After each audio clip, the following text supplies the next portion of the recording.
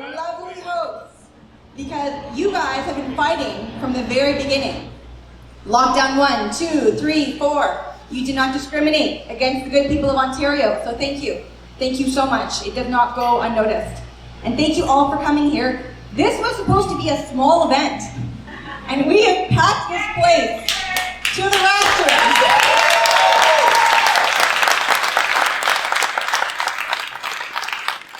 It's incredible, because this is what the media doesn't want to talk about.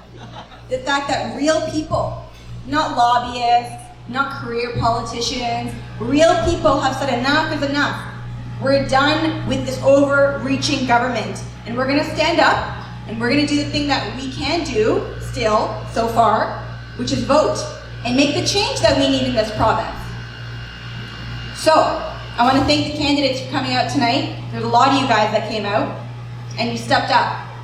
And that's the biggest piece, because you know, it's scary, right? You're putting yourself out there. You guys all spoke beautifully. Connie, where'd you go? Where'd Connie go? You spoke very, very well. You guys are naturals at this. So I want to thank you for stepping up. We will be together at Queen's Park after June 2nd. We're going to make that change.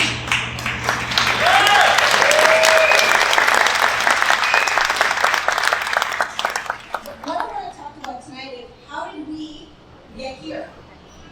And it actually started back in 2018, believe it or not.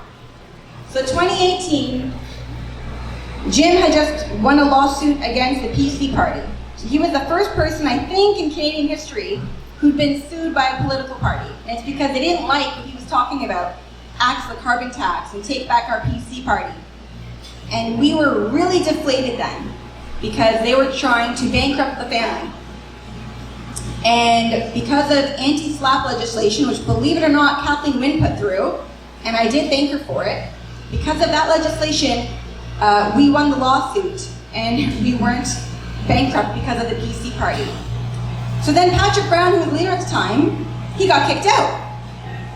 And there was a leadership, and we thought, oh boy, the PC party, it's gonna be okay. We're gonna fix it from the inside. And Doug Ford came in and he said, transparency, and for the people, and accountability. I liked all that stuff. So I said, okay, I'm gonna put my name on the ballot. I'm gonna put my name on the ballot and I'm gonna try. So I won the nomination. 2 weeks later, we started the campaign. I won the election, which is great. And I'm very honored to represent the good people of the riding of Cambridge, and I've been doing so since June of 2018.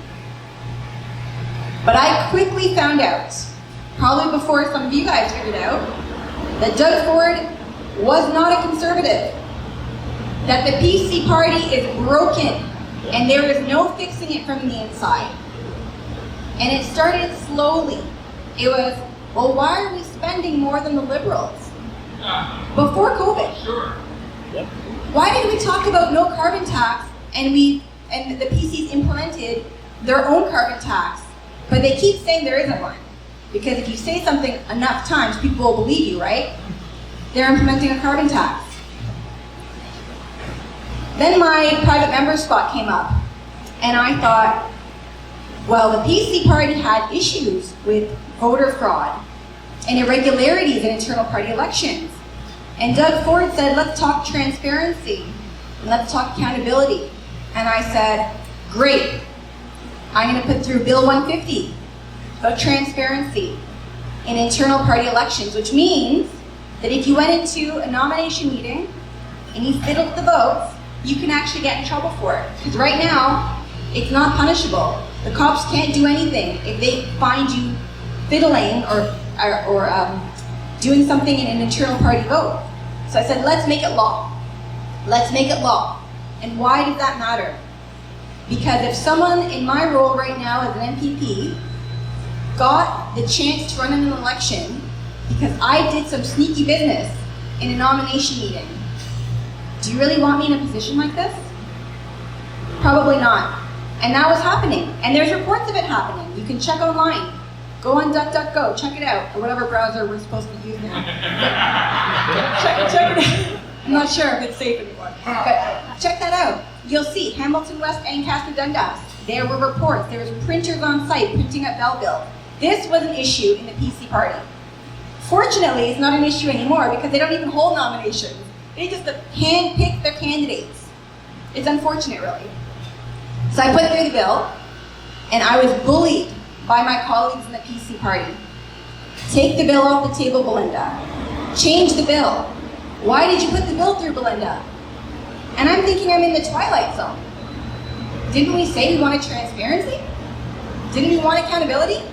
Don't we want honesty in the election process for people who are going to become public servants? They didn't like any of it. They went to the media and they said they weren't going to support my bill. But I refused to get rid of the bill. So the day came for debate.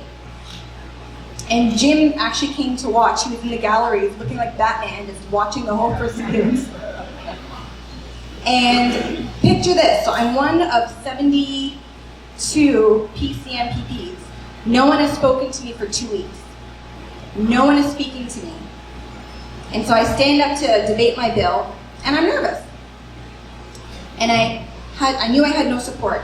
Government House Leader stands up and says they're going to support the bill. Great. But here's the catch. They wanted to put an opt-out in the bill. So the PC party, our conservative party, wanted to have an ability to opt out of the democratic process. So that if something funny was happening in their nominations, they would not be held accountable. I mean, I don't even know what to say to that. I don't even know what to say to that. So the bill passed, it went to committee, and it did not get through committee. And I wrote to them and I asked, so what happened to the bill? They killed the bill. The PCs killed Bill 150. And I was still part of the PC party at the time. And at this point, I've got a big black X on my back because they know that she wants to do something and we don't like it. We just want her to shut up. Excuse my language. Sorry, there's children here. They want me to be quiet. So somehow, I still managed to maintain a parliamentary assistant position. It's like a junior minister position, which is great. And I'm in the Ministry of the Solicitor General. COVID hits. We're in 2022. Getting the DeLorean back to the future. We're in 2022. 22. So, COVID hits. Lockdown number 1. Okay, most people are like, we don't really know what it is. 2 weeks to flatten the curve. Okay, most people could do the 2 weeks, right? 2 weeks became what, 8 weeks? And then it just became this onslaught. You have to wear the mask. You gotta wear the mask. It was like a Seinfeld episode. You can't not wear the mask, wear the mask. And it became us against them. Did you mask? Did you not mask? Do you think COVID is going to kill the world? You don't believe it's real at all? And there was the divisiveness that started to happen in our province. Then they put through Bill 195, the Reopening Ontario Act, the lockdown bill. And this is how people actually know who I am, is because of this bill. So I see the bill, and I'm going, I should have seen this bill before as a parliamentary assistant. Read the bill, because you guys pay me to read these things, so I read these things. So I got home, I read the bill, and I said to Jim, who's a lawyer, I said, honey, I don't know about this. This is a bad bill. I need you to use your lawyer eyes and just make sure that I'm not going crazy. And he read it, and he said, oh my gosh, this is a bad bill. And what the bill did, as you may already know, and forgive me for repeating it, it said, we don't have to have a state of emergency, but we're going to maintain our emergency powers. So I tried to talk to the Premier, I tried to talk to the Solicitor General. They all thought it was great. Premier wouldn't talk to me. Solicitor General thought it was great. My colleagues are saying, well, why? Don't ruffle any feathers, Belinda. You're going to get kicked out. You're going to lose your parliamentary assistant position. And I said, no government, regardless of party, should have this kind of power. If you have taken away your state of emergency, there is no emergency. You do not need emergency powers. Your MPPs, all 124 of them, we get paid to debate, to vote. That's 2 parts of our job, and we do constituency work. That bill took away that part of my job. It allowed Doug Ford and the PC party to make decisions without debate, without any vote. I don't know what you want to call that, but I do not call that democracy.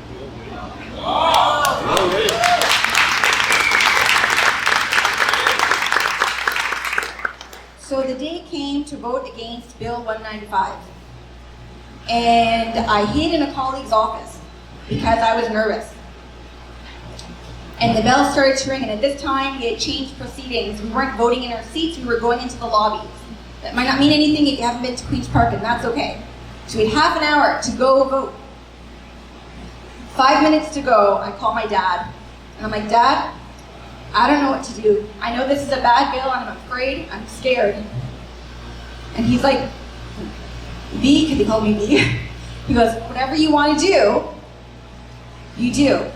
It's going to be fine. I called Jim, and Jim said, I will support you no matter what decision you make.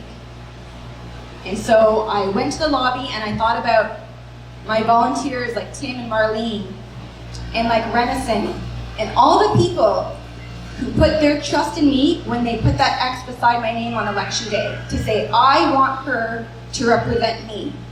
And all I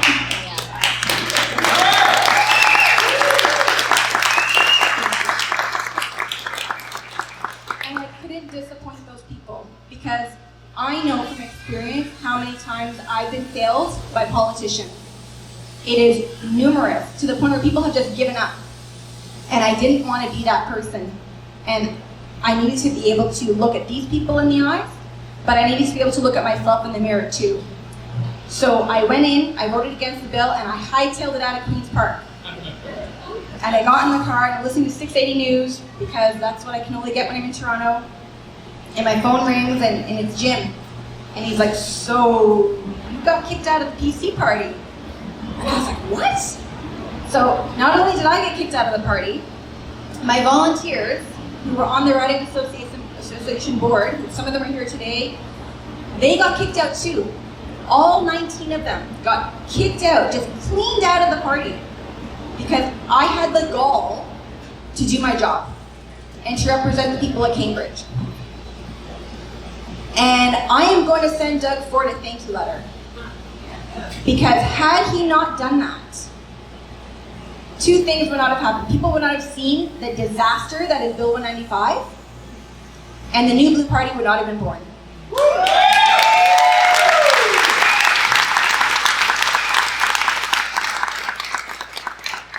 And it's because of everyone in this room, and others who aren't here, that encouraged us and said, you cannot stop.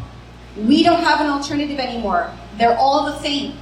We need a conservative option in the province of Ontario, because Ontario is, whether you like it or not, we are the economic engine of this country. If things go down in Ontario, the rest of the country is going to follow. We need to keep this province strong. We need strong leaders. We need strong representatives. And so we registered the name. You guys gave us the signatures in a record time. And we were an official party as of January 2021.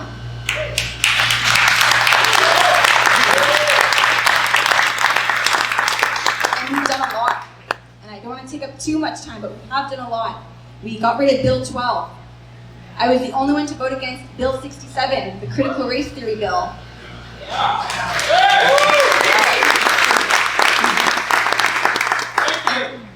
Thank you. I promise you that the heat that I get from those who disagree with me is all worth it, because that you expect me to do my job, and I promised you when I took that oath in July of 2018, I will not break that oath to you. I will do my job regardless of the challenges that come my way, and that's why I'm so happy to see such principled individuals who are joining our team as well. With Bill 67, I got to meet the wonderful Catherine Cronus, which she's in the crowd wave. This amazing woman here who wants to make a difference and is doing so with her Stop Woke petition. Go to stopwoke.ca, sign up petition, and tell the PC that we don't want this nonsense in our schools. Teach our kids to love and respect one another. Love and respect each and every individual regardless of their immutable characteristics. And this wonderful woman came to us, and she started this petition, and she started this website, and it is just, we are thousands and thousands of signatures electronically and on pen to paper, and I'm hoping to present those in the legislature on Thursday when we go back for the tabling of a budget, which I guarantee will be big, big spending of our taxpayers' dollars, because the PCs are spending big just like the Liberals, but even worse so. So, good news. Election's coming up. We finally have a choice that's not on the left side of the political spectrum. We have 122 out of 124 candidates.